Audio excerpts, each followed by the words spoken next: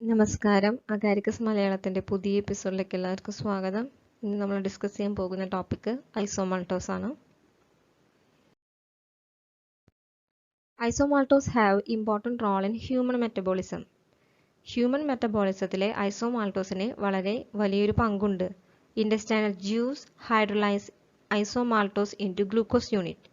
ഇൻറ്റെസ്റ്റിനൽ juice ആണ് ഐസോമാൾട്ടോസിനെ hydrolyse ചെയ്തിട്ട് ഗ്ലൂക്കോസ് യൂണിറ്റാക്കി മാറ്റുന്നത്. ഇതാണ് ഐസോമാൾട്ടോസിന്റെ സ്ട്രക്ചർ. രണ്ട് ആൽഫാഡി ഗ്ലൂക്കോസ് മോളിക്യൂൾ കമ്പൈൻ ചെയ്തിട്ടാണ് ഐസോമാൾട്ടോസ് ഉണ്ടാകുന്നത്. ഐസോമാൾട്ടിന്റെ ഹാവർത്ത് പ്രൊജക്ഷൻ ഫോർമുലയാണിത്.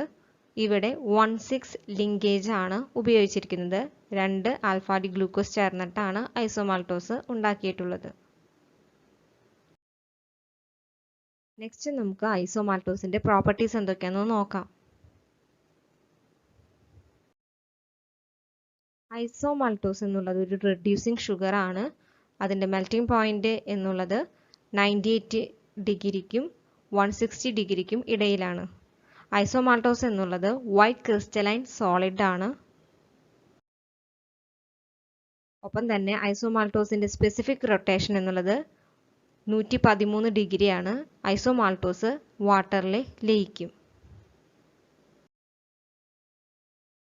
വീഡിയോ ഇഷ്ടപ്പെടുകയാണെങ്കിൽ ലൈക്ക് ചെയ്യാനും ഷെയർ ചെയ്യാനും സബ്സ്ക്രൈബ് ചെയ്യാനും മറക്കരുത്. Thank you.